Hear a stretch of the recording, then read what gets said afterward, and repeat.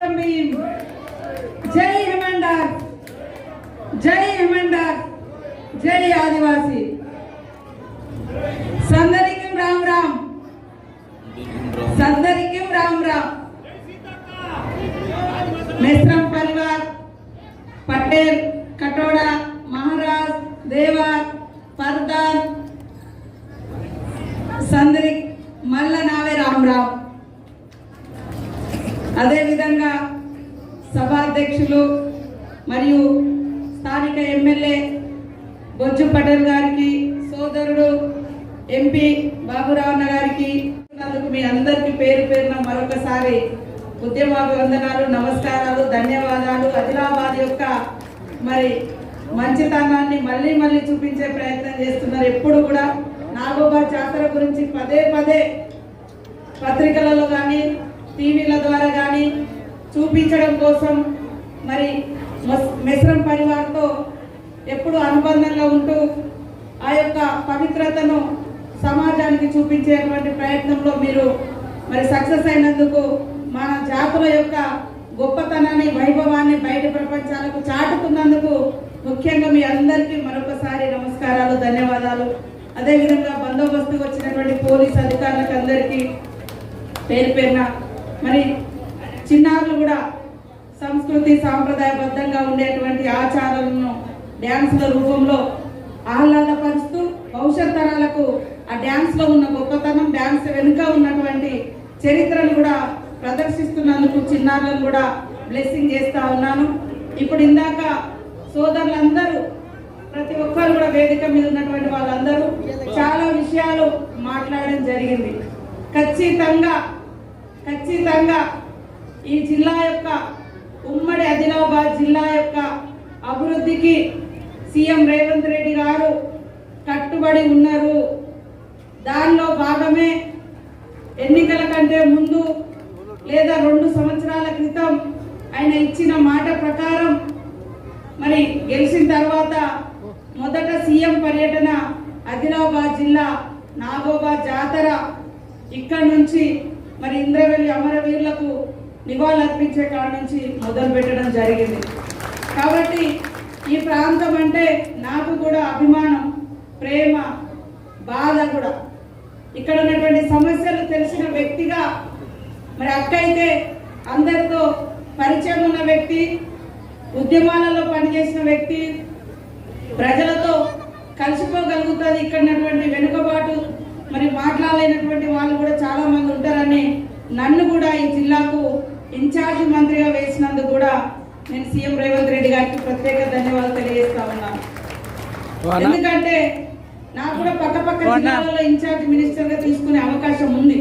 కానీ ఇంత దూరం రావడం, ప్రయాణాలు కష్టమైనా, కానీ కష్టం ఎక్కడ ఉంటుందో అక్కడ మరి సమస్యలు అక్కడికి వెళ్తేనే మనలాంటి వాళ్ళమే అక్కడికి వెళ్ళలేనప్పుడు పనిచేస్తారని నేను కూడా నిశ్చయించుకొని ఈ వెనుకబడ్డ జిల్లా, అక్షరంలో అగ్రభాగాన ఉన్నారు, మరి కల్మషం లేనటువంటి జాతులు ఉన్నటువంటి ప్రాంతం, పోరాటాల వారసత్వం ఉన్నటువంటి ప్రాంతం, చారిత్రక స్థలాలు, కట్టడాలు, అదేవిధంగా చరిత్ర ఉన్నటువంటి ప్రాంతం ఉమ్మడి ఆదిలాబాద్ జిల్లాలో రావడం నాకు అదృష్టంగా భావిస్తా ఉన్నాను.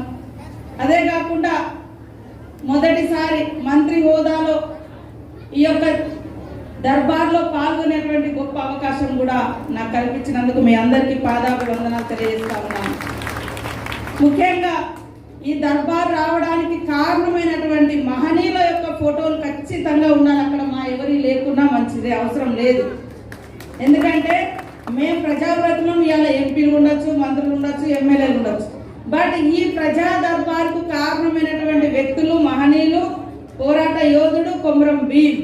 ఆయన పోరాటాన్ని పరిశీలించడానికి వచ్చి ప్రభుత్వానికి నివేదిక ఇచ్చి, మరి ఇలాంటి సమస్యలన్నింటికి కూడా పరిష్కార వేదికలు ఉండాలి, గుట్టల నుంచి పుట్టల నుంచి అందరం కలుసుకునే డే మరి జాతర సందర్భంగానే మరి హెమండార్ఫ్ గారు గవర్నమెంట్కు సూచించడంతో అప్పుడు ఆనాటి ప్రభుత్వము నిర్వహించింది, నిజాం ప్రభుత్వము. తర్వాత కలెక్టర్లు, ఎస్పీలు, ఇప్పుడు ప్రజాస్వామిక వ్యవస్థలో స్వతంత్రం వచ్చిన తర్వాత మనం నిర్వహించుకుంటున్నాం. కానీ దానికి కారణమైనటువంటి పూర్వాన్ని కూడా ఇప్పుడే కలెక్టర్ గారు చెప్పిన నేను ఖచ్చితంగా శిలాఫలకం మీద ఈ దర్బార్ యొక్క గొప్పతనం ఏంటిది, ఎందుకు ఈ దర్బార్ పెట్టుకుంటున్నాము, ఎవరి కోసం పెట్టుకుంటున్నాం అనేది కూడా ఖచ్చితంగా శిలాఫలకం మీద ఉండాలి. అది నా ఫండ్ నుంచి తప్పకుండా అలాట్ చేస్తాను కూడా నేను కలెక్టర్ గారికి చెప్పడం జరిగింది. ఎందుకంటే రాను రాను చరిత్ర వక్రీకరించబడుతుంది. చరిత్రలాగానే ఉంటుంది. గత భవిష్యత్తును మార్చగలుగుతాం, ఫ్యూచర్ను మార్చుకోగలుగుతాం, కానీ చరిత్రను మార్చలేము. కానీ కొంతమంది కావాలని కూడా వక్రీకరణ చేసుకుంటారు, వాళ్ళకి తగ్గట్టుగా వాళ్ళకి తెలిసిందే గొప్ప. కాబట్టి శిలాఫలకం మీద ఖచ్చితంగా వాస్తవ రూపాన్ని మనం అక్కడ పెడితే ఇట్లాంటి చిన్నారులు కూడా ముందు తరాల వాళ్ళకు అందిస్తారు. ఈ యొక్క సాంప్రదాయం, ఈ యొక్క గొప్ప ఆచారము భవిష్యత్ తరాలకు అందించిన వాళ్ళం అవుతాం అనేది నా యొక్క భావన. అదే కాకుండా ఈరోజు చాలా మంది సోదరులు మరి ఆదివాసీల సమస్యలు మాట్లాడుతూ దర్బార్కి వస్తున్నారు, అప్లికేషన్ తీసుకుంటున్నారు, అవి అక్కడే ఉంటున్నాయి అని అంటున్నారు. కాబట్టి మరి కలెక్టర్స్ అందరికి కూడా మేము వెంటనే ఆదేశం కూడా చేయడం జరుగుతుంది. ఎవరెవరు ఏమేమి రిప్రజెంటేషన్స్ ఇచ్చిరో వాటికి ఖచ్చితంగా ఆయా శాఖల వారిగా ఆయా గ్రామాల వారికి రిప్లై కూడా ఇవ్వాల్సినటువంటి అవసరం ఉంటుంది. పరిష్కరించని కూడా ఏ కారణం రీత్యా మనం పరిష్కరించలేకపోయినాము అనేది కూడా వాళ్ళకి తెలియజేస్తే వారు ఇంకొక మార్గంలో ముందుకు వస్తారు. కాబట్టి తప్పకుండా మీ యొక్క సమస్యల పరిష్కారానికి కట్టుబడి ఉన్నాము. ఆదిలాబాద్ జిల్లాను అభివృద్ధిలో వేగవంతం చేస్తామని కూడా ఈ సందర్భంగా తెలియజేస్తా ఉన్నాం. ఎందుకంటే ఇందాక అన్నలందరూ చెప్పారు, రోడ్లు లేవు, మంచినీరు వ్యవస్థ ప్రాబ్లం ఉంది, కరెంటు లేని గ్రామాలు ఉన్నాయి, అడవిలో బయట పెడితే అక్కడి నుంచి ఇబ్బందులు వస్తూ ఉన్నాయి, భూములకు ఇంకా పట్టాలు రాలేదు, నిరుద్యోగ సమస్య చాలా పెద్ద ఎత్తున ఉన్నది. నిరుద్యోగ సమస్యను చాలా వరకు పరిష్కరించింది ఏదైనా ఉంది అంటే అది జీవో నెంబర్ 3 ద్వారా పరిష్కరించబడింది ఒకప్పుడు. కానీ గత కొంతకాలంగా ఉద్యోగాలు లేక, ఉపాధి లేక, చదువుకున్న వాళ్ళు ఎటువైపు వెళ్ళాలో దారి తెలియక మరి తల్లిదండ్రుల మీద భారం అయిపోతున్న పరిస్థితులలో స్కిల్ డెవలప్మెంట్ అనే దాంతో పాటు ఐటీడీఏలను కూడా బలోపేతం చేసి ఐటీడీఏలలో ఉన్నటువంటి ఉద్యోగులు కూడా గ్రామాలు నిరంతరం పర్యటించి వాళ్ళకు ఒక మోటివేషన్ కూడా ప్రజలకు, యువతకు మోటివేషన్ ఇస్తూ వీలైనంత వరకు ఎక్కడికక్కడ ఉద్యోగ ఉపాధి అవకాశాలు కూడా కల్పిస్తూ రాష్ట్ర ప్రభుత్వం ఇచ్చేటువంటి మరి కాంపిటేటివ్ ఎగ్జామ్స్ లో కూడా మన పిల్లలు సెలెక్ట్ అయ్యే విధంగా మనం చొరవ చూపించాలి. ఎందుకంటే ట్రైనింగ్స్ ఇవ్వాలి, వాళ్ళకు స్కిల్ డెవలప్మెంట్ సెంటర్స్ పెట్టాలి, కాంపిటీషన్ ఎగ్జామ్స్కి వెళ్ళడానికి వాళ్ళకి కావాల్సినటువంటి మెటీరియల్ అందజేయాలి. వాళ్ళు ఓన్గా కొనుక్కునేటువంటి పరిస్థితి ఉండదు, లేదా ఆదిలాబాద్ జిల్లా మంచిర్యాలలో లేకుంటే హైదరాబాద్ పోయో ఉండే పరిస్థితి ఉండదు. కాబట్టి ఇట్లాంటి వాటి కోసం కూడా ఒక ప్రణాళిక చేయాలనే నేను పిఓ గారిని, అదే విధంగా మన కలెక్టర్లను అందరినీ కూడా కోరుతా ఉన్నాను. ఇందాకనే మరి చెప్పడం జరిగింది, ఖచ్చితంగా ఈ ఉమ్మడి జిల్లాలో పోరాట వారసత్వం ఉన్న ప్రదేశాలు కానీ, టూరిస్ట్ ప్లేసెస్ కానీ, మరి సహజ సంపద ఉన్నటువంటి ప్రాంతాలు కానీ అక్కడ ఖచ్చితంగా ఒక టూరిజాన్ని డెవలప్ చేయాలి. ఇప్పుడు మార్లవాయి ఉంది, ఆ యొక్క గొప్పతనాన్ని బయటికి తీయాలి. జోడగాడు ఉంది, ఆ యొక్క చరిత్రను కూడా ఇంకా మరింత విస్తరింపజేసి ఆ చుట్టుపక్కల యువతకు ఉపాధి కల్పించే విధమైనటువంటి స్వయం ఉపాధి కేంద్రాలను కూడా మనము నిర్మించాల్సిన అవసరం ఉంది. దానికి తగ్గట్టుగా ప్రణాళికలు చేస్తే వాటి కోసం కూడా ఫండ్స్ ఇస్తామని కలెక్టర్ గారికి ఇందాకనే చెప్పిన అందరు కలెక్టర్లకు కూడా మరి ఈరోజు ఫోన్ చేస్తా ఉన్నా, ఇదే సభా వేదిక కూడా తెలియజేస్తా ఉన్నా. ఖచ్చితంగా ఎక్కడెక్కడ మనము యువతకు అభివృద్ధి చేయడానికి అవకాశం ఉన్నటువంటి ప్రాంతాలు, చారిత్రాత్మక ప్రాంతాలు, సహజ వనరుల ప్రాంతాలు, పోరాట వారసత్వం ఉన్న ప్రాంతాలను సెలెక్షన్ చేసి అక్కడ ఎలాంటి నిధులు అయితే ఆ ప్రాంతం యొక్క గొప్పతనాన్ని కాపాడుతాం, సేమ్ టైంలో ఉపాధి కూడా కల్పించడానికి ఏం చేస్తే ఎక్కడెక్కడ ఎలాంటి అవకాశాలు ఉన్నాయో అవన్నీ ఐడెంటిఫై చేస్తే తప్పకుండా రాజకీయాలు మరి ఇతరత్ర అవసరం లేదు.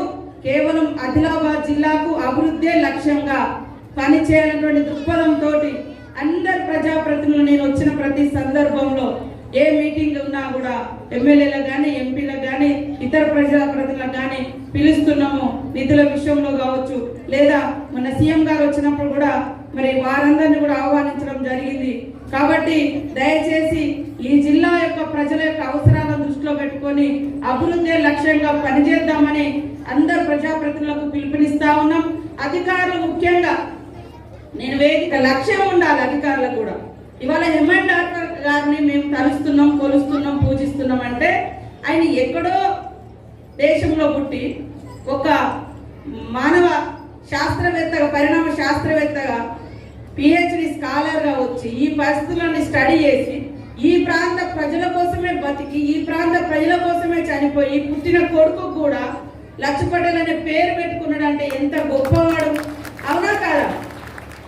కాబట్టి ఇక్కడ ఆఫీసర్స్ కానీ ఈ జిల్లాలలో పనిచేసే ఆఫీసర్స్ కానీ మనం పుట్టుకకు గిట్టుకకు మధ్య ఏది రాదు. నేను మొదటి నుంచి అదే చెప్తున్నా. పేరు మనము పోయిన తర్వాత కూడా మన పేరు ఈ ప్రజలు గుర్తు పెట్టుకుంటారంటే మనం చేసే సేవలు. మనకు ఒక స్పష్టమైన ఉదాహరణ ఇప్పుడే మేము జోహార్లు అర్పించినటువంటి కొమరం భీమ్ గారు కావచ్చు, లేదా డాక్ గారు కావచ్చు. మీరు ఉద్యోగులుగా చూస్తే డాక్ను వారి యొక్క కుటుంబాలను ఆదర్శంగా తీసుకుంటే ఈ యొక్క వెనుకబడ్డటువంటి ఆదివాసీ సమాజం మరి అగ్రభాగాన అభివృద్ధిలో ముందుకెళ్ళగలుగుతుంది. కాబట్టి చిత్తశుద్ధితోటి, మానవత్వంతో, మంచి మనసు పెట్టి, కష్టాన్ని ఇష్టంగా ఎంచుకొని పని చేయండి. తప్పకుండా మా జాతులు, వెనుకబడ్డ ప్రజలు అధికారులకు ఎప్పుడు కూడా రుణపడి ఉంటారని ఈ సందర్భంగా తెలియజేస్తా ఉన్నాను. అన్నవాళ్ళు చెప్పినవన్నీ చాలా విషయాలు మరి భూముల పట్టాలకు సంబంధించి కానీ, ఉద్యోగాలకు సంబంధించి కానీ, రోడ్డు రవాణా సౌకర్యానికి సంబంధించి కానీ అన్నింటినీ వేగవంతం చేసి అభివృద్ధిలోకి, అగ్రభాగంలోకి ఉండే విధంగా నేను ఇక్కడ ఇన్ఛార్జ్ మినిస్టర్గానే కాదు, ఈ ప్రాంత బిడ్డల కష్టాలు తెలిసిన వ్యక్తిగా, ఈ ప్రాంతం కూడా నా ప్రాంతం, నేను పుట్టి పెరిగిన ప్రాంతం కూడా అడవి ప్రాంతమే, మరి ఉద్యమాలలో పనిచేసింది కూడా ఇట్లాంటి ప్రాంతమే, ఇదే ప్రాంతాలు. కాబట్టి మరి ఇంకా ఎన్ని సంవత్సరాలైనా ఈ సమస్యలు ఉండడం అనేది ఇంకా ఉపేక్షించారనేటువంటి విషయం. ఒక దిక్కు మనం ప్రపంచమంతా హైటెక్ యుగం అంటాం, గ్లోబల్ యుగం అంటాం, రకరకాల సంస్కరణలు, గ్లోబలైజేషన్ ఇవన్నీ వస్తుంటే కనీసం ఒక ఊరు నుంచి ఇంకొక ఊరికి ఇప్పటికీ రోడ్డు రవాణా సౌకర్యం లేక, కరెంటు సౌకర్యాలు లేక అవస్థలు పడేటువంటి పరిస్థితి మన బిడ్డలకు రాకూడదు అనే ఉద్దేశంతో అందరినీ కోరుతా ఉన్నా. పత్రికా మీడియా సోదరులు, అధికారులు, ప్రజలు, ప్రజాప్రతినిధులు అందరిది ఒకే ఎజెండా, ఈ ప్రాంతాన్ని అభివృద్ధి పదంలో తీసుకెళ్లడం కోసం. ఖచ్చితంగా నేను చిత్తశుద్ధితోటి ఉన్నా, అందరం కూడా చిత్తశుద్ధితో పనిచేద్దాం. అభివృద్ధి విషయాలలో నేను రాజకీయాల గురించి ఎప్పుడు ఎక్కడ కూడా ఎక్కువ మాట్లాడను. కేవలం ఎలక్షన్ అప్పుడే రాజకీయం, తర్వాత అంతా సేవనే. కాబట్టి సేవ కోసం పనిచేద్దాం, ప్రజల జీవితాల్లో మార్పు తీసుకొద్దామని తెలియజేస్తా ఉన్నాను. ఈరోజు మన వాళ్ళు చెప్పినటువంటి అన్ని అంశాలను మేము నోట్ చేసుకున్నాము. తప్పకుండా తొందరలోనే నాకు మేడారం జాతర ఉంది, జాతర అయిపోయిన వెంటనే అధికారులందరితో మళ్ళీ మీటింగ్ పెట్టుకొని డెవలప్మెంట్కి సంబంధించినటువంటి వాటి మీద నిధుల కేటాయింపు కానీ, సమస్యల పరిష్కారం కానీ, అదేవిధంగా మరి యూత్కు సంబంధించినటువంటి స్కిల్ డెవలప్ ఇష్యూస్ కానీ, ఎంప్లాయ్మెంట్ కానీ అవన్నింటినీ సరి చేసుకొని మరి అభివృద్ధి పదంలోకి వెళ్దామని మరొక్కసారి మిమ్మల్ని అందరినీ కోరుకుంటూ, ఎందుకంటే పొద్దున్న నుంచి మీరు ఇక్కడ కూర్చొని ఉన్నారు, మిమ్మల్ని ఇబ్బంది పెట్టడం ఇష్టం లేదు. నేను ఇప్పటికీ 5 సార్లు ఈ ప్రాంతంలో నాకు ఇన్ఛార్జ్ మినిస్టర్గా వచ్చిన కాంచి 5-6 సార్లు వచ్చిన నేను వస్తూనే ఉంటా. మీ అందరికి తోడుగానే ఉంటా, మీ ఆడబిడ్డగానే పని చేస్తా, మీ ఇంటి బిడ్డగానే ఉంటా అని కూడా ఈ సందర్భంగా తెలియజేస్తా ఉన్నాను.